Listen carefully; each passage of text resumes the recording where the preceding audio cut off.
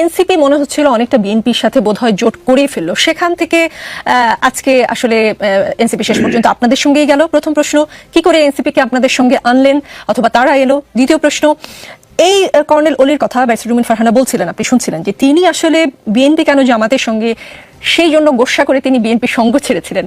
সেই কর্নেল অলিকে আমরা আজকে দেখলাম আপনাদের আমিরের সঙ্গে একই সঙ্গে প্রেস কনফারেন্স করতে। সেটা কি করে সম্ভব করলেন আপনারা? ম্যাজিকটা কি? দুটো ম্যাজিক্যাল প্রশ্ন করেছেন আপনি। একটি ম্যাজিক্যাল প্রশ্ন করেছেন যে এনসিপি কি করে এলো বা আমরাই বা কি করে আনলাম।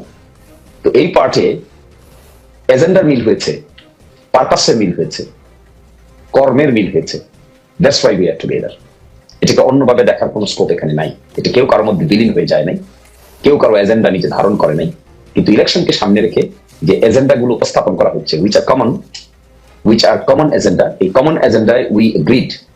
এই এগ্রিমেন্টের জায়গায় এনসিপি জামাত ইসলামী কাছাকাছি আসতে পেরেছে, বিএনপির সঙ্গে কাছাকাছি যেতে পারে নাই।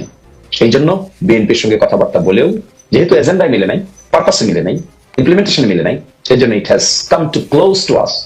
জামাত Islami and NCP become closer in terms of implementation of common agenda. আর সেকেন্ড বলছেন যে কর্নেল অলি সাহেবের কথা। দেখুন, পরিবর্তন হিউম্যান লাইফে is one of the important phenomenon. People changes, mind changes, situation changes, circumstances changes. যে সার্কামস্টেন্সেসে বসে আমি আপনার সঙ্গে আর্গুমেন্ট করছি, এই সার্কামস্টেন্সেস আর আপনার স্টুডিওতে বসে যদি আমি আর্গুমেন্ট করতাম, situation could have been different. যে সিচুয়েশনে এখনকার নির্বাচন হতে যাচ্ছে আর যে সিচুয়েশনে তিনি বিরোধিতা করেছিলেন, the situation is far more different than it was before. ফলে আমি ওনার এই পরিবর্তনটাকে আমি দেখতে চাই, this is some sort of dynamism. আপনি যখন আপনার পরিবর্তন রিস্ট্র্যাটেজিস করেন, কৌশলকে পুনঃকৌশল করেন, রিকৌশল করেন, করতে পারেন।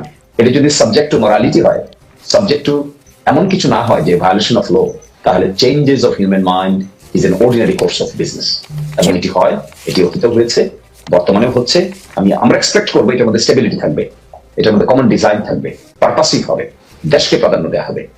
এটাই হবে আমাদের মূল পারপাস। এবং I congratulate him that he has taken the decision to create a জোট অর আসন সমঝোতা, at least for 13 January election.